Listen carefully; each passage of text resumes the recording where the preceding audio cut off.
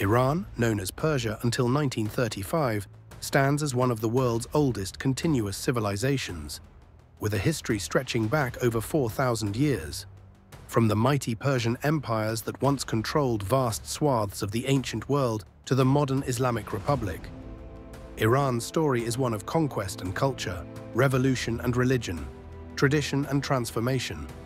This land has witnessed the rise of Zoroaster and the spread of Islam, produced poets like Hafez and Ferdowsi, and survived invasions by everyone from Alexander the Great to the Mongols. To understand Iran today, we must journey through millennia of triumphs and tragedies that have shaped this remarkable nation.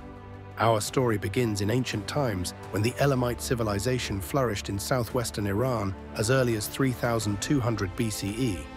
These early inhabitants built impressive cities and developed one of the world's first writing systems, but it was the arrival of Indo-European peoples around 1500 BCE that would fundamentally reshape the region. Among these migrants were the Aryans, whose name would give us Iran, meaning land of the Aryans. These nomadic tribes settled across the Iranian plateau, bringing with them new languages, customs, and the seeds of what would become Persian culture. The first great Iranian empire emerged with the Medes in the 7th century BCE.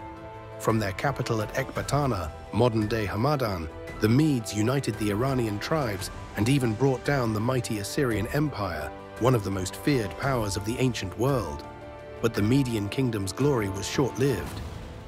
In 550 BCE, Cyrus the Great, king of the small Persian kingdom of Anshan, overthrew his Median grandfather and established what would become the largest empire the world had yet seen. Cyrus founded the Achaemenid Empire, and his conquests were as remarkable for their speed as for their tolerance. Unlike previous conquerors who imposed their culture on defeated peoples, Cyrus respected local customs and religions. When he conquered Babylon in 539 BCE, he freed the Jewish exiles held there, earning praise in the Hebrew Bible as a Messiah.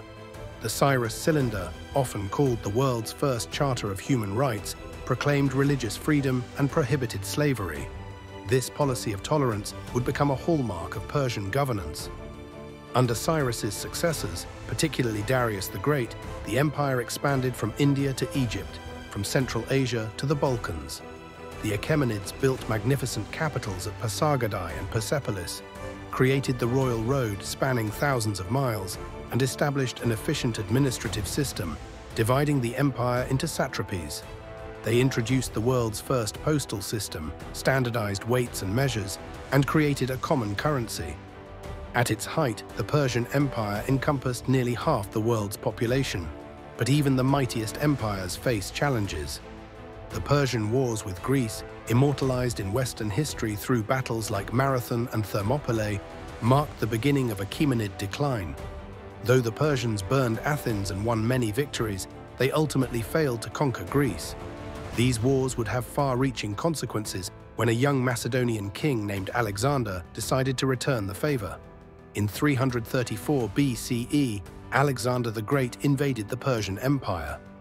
Despite having a much smaller army, his tactical genius and the Persian Empire's internal weaknesses led to a series of stunning victories.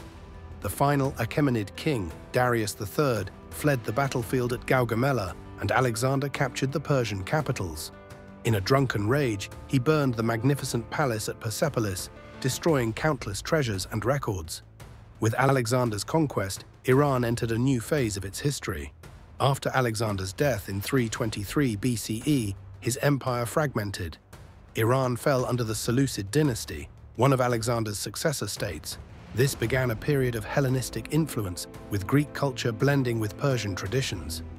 But the Iranians never fully accepted foreign rule. In 247 BCE, the Parthians, an Iranian people from the northeast, began their revolt against Seleucid rule. Over the next century, they gradually conquered Iran and Mesopotamia, establishing an empire that would last 400 years. The Parthians faced a new challenger in Rome, and their rivalry would define Middle Eastern politics for centuries. The Parthians perfected the tactics of mounted archery, devastating Roman legions at battles like Carrhae. They maintained the Persian tradition of tolerance and decentralized rule, allowing local dynasties to govern under Parthian supremacy. But this decentralization eventually became a weakness, and in 224 CE, the last Parthian king fell to a rebellion from Fars, the ancient Persian heartland. The Sassanid dynasty claimed descent from the Achaemenids and sought to restore Persian glory. They made Zoroastrianism the state religion, built fire temples throughout the empire, and created a more centralized government than their Parthian predecessors. Under great kings like Shapur I and Khosrow I, the Sassanids rivaled Rome and later Byzantium as a superpower. They developed advanced irrigation systems, promoted learning and translation of Greek and Indian texts, and created the game of chess. For 4 centuries, the Sassanids ruled one of the world's most sophisticated empires. Their capital at Ctesiphon was among the largest cities in the world, and Persian culture influenced everything from Roman military reforms to Indian astronomy. But constant warfare with Byzantium exhausted both empires, leaving them vulnerable when an unexpected threat emerged from the Arabian desert. In 637 CE, Arab armies inspired by the new religion of Islam invaded Iran. The Sassanid Empire, weakened by decades of war and plague, collapsed remarkably quickly. The last Sassanid king, Yazdegerd III, fled eastward and was assassinated in 651, ending over 1,000 years of Zoroastrian Persian empires. This conquest would transform Iran profoundly, but not in the way the Arab conquerors might have expected. While Iranians gradually converted to Islam over the following centuries, they maintained their distinct identity. As the scholar Bernard Lewis noted, Iran was indeed Islamized, but it was not Arabized. Persians preserved their language, adapted their ancient administrative traditions to serve new Muslim rulers, and profoundly shaped Islamic civilization. Iranian scholars, poets, scientists, and administrators became the backbone of the Islamic Golden Age. From the mathematician Al-Khwarizmi, who gave us algebra, to the physician Ibn Sina, whose medical texts were used in Europe for centuries, Persians made Islam a world civilization. The process of Persianization began almost immediately after the Arab conquest. The Abbasid Revolution of 750 CE, which overthrew the Umayyad Caliphate, succeeded largely due to Persian support. The new Abbasid capital at Baghdad was built near the old Sassanid capital, and Persian administrative practices became the norm. Local Iranian dynasties, like the Tahirids and Samanids, gained autonomy, patronizing Persian literature and culture. The Persian language, written in Arabic script, emerged as the second language of Islam, used for poetry and administration from India to the Ottoman Empire. This cultural renaissance reached its peak with Ferdowsi's Shahnameh, completed around 1010 CE. This epic poem, recounting Iran's mythical and historical past, helped preserve Persian language and identity through centuries of foreign rule. It took roughly 400 years for Iran to transform from a Zoroastrian empire to a predominantly Muslim, Persian-speaking region. But the synthesis created a unique civilization that would influence the Islamic world for centuries to come. The relatively peaceful development of Perso-Islamic culture came to a catastrophic end in 1219 when Genghis Khan's Mongol armies invaded Iran. The destruction was apocalyptic. Entire cities were erased, irrigation systems that had functioned for millennia were destroyed, and millions died. Some regions saw population declines of 90%. The Mongol conquest was perhaps the greatest catastrophe in Iranian history, and some areas didn't recover their pre-Mongol population until the 20th century. Yet even from this devastation, Persian culture showed its resilience. The Mongol Ilkhanate that ruled Iran gradually became Persianized, converting to Islam and patronizing Persian art and literature. They even sponsored the mass copying of the Shahnameh, helping preserve Persian identity. But just as Iran began to recover, another devastating invasion came in the late 14th century when Timur, claiming to emulate Mongol brutality, carved out his empire. His campaigns were, if anything, more destructive than the original Mongol invasions. From the ashes of these catastrophes emerged the Safavid dynasty in 1501, marking one of the most important turning points in Iranian history. The Safavids weren't just another dynasty, they fundamentally transformed Iran's religious identity. Shah Ismail Thurfa, the teenage founder of the dynasty, declared Twelver Shia Islam the state religion, launching a massive conversion campaign that would make Iran the bastion of Shia Islam it remains today. This decision had profound consequences. Sunni Muslims, who had been the majority, faced persecution and forced conversion. The Safavids imported Shia clerics from Lebanon and Bahrain to teach their interpretation of Islam.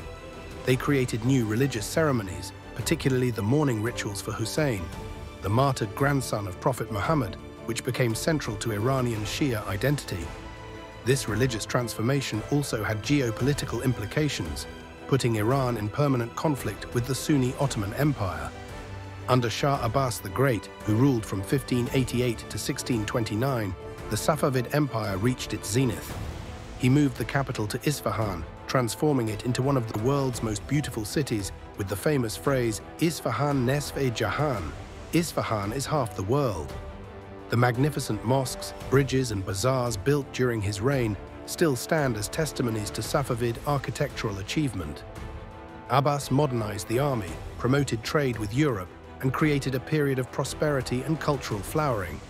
But the Safavid dynasty, like many before it, eventually succumbed to weak rulers and internal strife. In 1722, Afghan invaders captured Isfahan, effectively ending Safavid rule.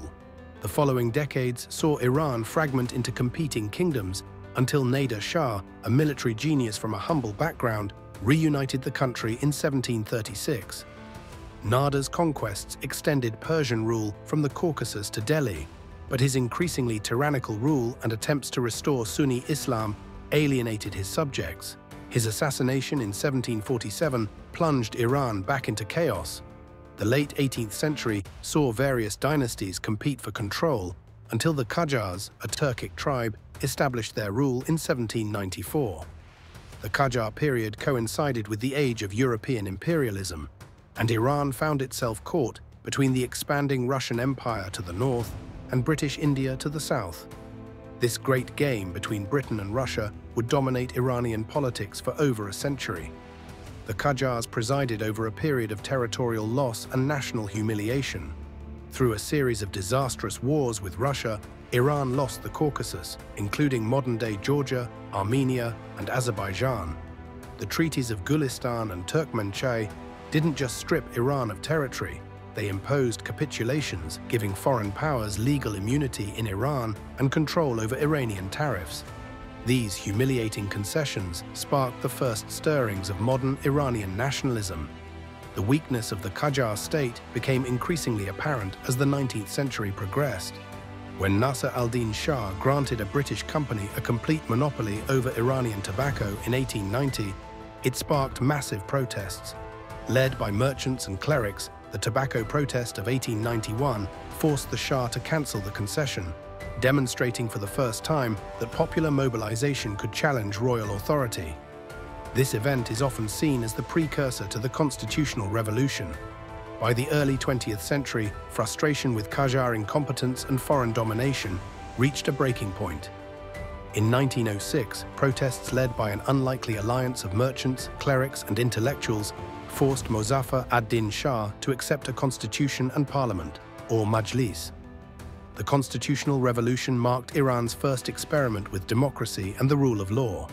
For the first time, the Shah's power would be limited by elected representatives. But the path to democracy proved rocky. Mohammad Ali Shah, with Russian support, bombarded the parliament in 1908 and attempted to restore absolute rule. This sparked a civil war, with constitutionalist forces eventually prevailing and deposing the Shah. However, the victory was Pyrrhic. The Anglo-Russian Convention of 1907 had already divided Iran into spheres of influence, and the constitutionalists found themselves unable to assert real independence. The Constitutional Revolution's democratic ideals would inspire future generations, but its immediate impact was limited. World War I brought new catastrophes. Despite declaring neutrality, Iran became a battlefield for Ottoman, Russian, and British forces. The country suffered from famine, disease, and economic collapse. By war's end, the Qajar state barely functioned. Into this chaos stepped Reza Khan, a soldier from humble origins who would transform Iran more radically than any ruler since the Safavids. In 1921, Reza Khan led a military coup, becoming the power behind the throne before deposing the last Qajar Shah in 1925 and establishing the Pahlavi dynasty. Reza Shah, as he became known, was Iran's great modernizer. He built the Trans-Iranian Railway, established a modern army, created a secular education system, and forced nomadic tribes to settle. He reformed the legal system, reducing clerical power, and even mandated Western dress, famously banning the veil for women. These reforms came at a cost. Reza Shah brooked no opposition, crushing dissent and ruling as a dictator. His modernization was forced and often superficial, alienating traditional society without creating genuine development. His nationalism took on racial overtones, emphasizing Iran's Aryan heritage and even changing the country's international name from Persia to Iran in 1935 to emphasize this connection. Reza Shah's balancing act between great powers failed during World War II. His perceived pro-German sympathies led to an Anglo-Soviet invasion in 1941. Forced to abdicate, he went into exile, leaving his young son, Mohammad Reza, as Shah. The new Shah initially ruled as a constitutional monarch, but the discovery of massive oil reserves had already made Iran a prize in the emerging Cold War. The 1950s brought Iran's oil to the forefront of politics. Prime Minister Mohammad Mossadegh, a passionate nationalist, led the movement to nationalize Iran's oil industry, which had been controlled by the British since 1901. His confrontation with Britain made him a hero to many Iranians, but alarmed Western powers. In 1953, a CIA-orchestrated coup overthrew Mossadegh and consolidated the Shah's power. This event would poison Iranian-American relations for generations. With American support, Mohammad Reza Shah embarked on ambitious modernization programs. The White Revolution of the 1960s redistributed land, gave women the vote, and promoted literacy and healthcare. Iran's economy boomed with oil revenues. Tehran became a modern metropolis, and the country seemed poised to become a developed nation. The Shah spoke of making Iran the world's fifth power and celebrated 2,500 years of Persian monarchy with a lavish ceremony at Persepolis in 1971. But beneath the glittering surface, discontent simmered. The Shah's secret police, SAVAK, brutally suppressed dissent. Rapid modernization disrupted traditional society without providing adequate alternatives. Income inequality soared despite economic growth. The Shah's close ties to America and Israel alienated religious conservatives and leftists alike. Most significantly, his attacks on the clerical establishment united religious opposition under an exiled Ayatollah named Ruhollah Khomeini. Khomeini had been exiled in 1964 for opposing the Shah's reforms. From Iraq and later France, he developed a revolutionary ideology fusing Shia Islam with anti-imperialism. His message that the Shah was an illegitimate puppet of America destroying Iran's Islamic identity resonated with many Iranians. Through smuggled cassette tapes, Khomeini became the symbol of resistance to the Shah's regime. The revolution began in 1978 with protests over a newspaper article insulting Khomeini. Each funeral for protesters killed by security forces became a new protest, creating a cycle of escalating confrontation. By autumn, strikes paralyzed the country. The Shah, ill with cancer and unsure of American support, vacillated between concession and repression. On January 16, 1979, he left Iran for vacation, never to return. Khomeini's return on February 1, 1979, was triumphant. Millions greeted him as he proclaimed the birth of an Islamic republic.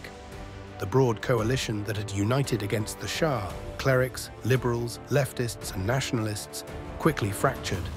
Khomeini and his supporters systematically eliminated their rivals, creating a theocratic state based on his concept of velayat-e-faqih, or rule by Islamic jurists. The Islamic Revolution didn't just change Iran's government, it transformed society, mandating Islamic law, reversing women's rights, and purging Western influences. The new regime faced immediate challenges. Iraqi leader Saddam Hussein, seeing an opportunity in Iran's chaos, invaded in 1980, beginning an 8-year war that would claim hundreds of thousands of lives. The war solidified the Islamic Republic's hold on power while devastating Iran's economy and infrastructure. The conflict saw the use of chemical weapons, human wave attacks, and the targeting of cities, leaving deep scars on Iranian society. Since the revolution, Iran has remained under clerical rule, though the system has evolved. The reformist movement of the 1990s raised hopes for change, but hardliners retained ultimate power. Iran's nuclear program has brought international sanctions and confrontation with the West. The Green Movement protests of 2009 and the Woman, Life, Freedom uprising that began in 2022 show continuing opposition to the regime, particularly among young Iranians who make up the majority of the population. Today's Iran is a country of contradictions. It maintains the institutional structures of a republic, elections, parliament, and presidency, while ultimate power rests with the unelected supreme leader. It has a highly educated population, particularly women who make up the majority of university students, living under restrictive religious laws. It possesses a rich cultural heritage spanning millennia, while its government promotes a narrow interpretation of Islamic identity. The story of Iran is far from over. From the ancient Persians who created the world's first superpower to today's Islamic Republic, Iran has shown remarkable resilience and adaptability. Through invasions and revolutions, foreign domination and internal strife, Persian culture and identity have endured. Whether Iran's future holds reform, revolution, or continuity, its past reminds us that this ancient land has reinvented itself many times before and doubtless will again. Understanding Iran's history, its glories and tragedies, its achievements and failures, is essential for anyone seeking to comprehend not just Iran itself, but the broader currents shaping our interconnected world.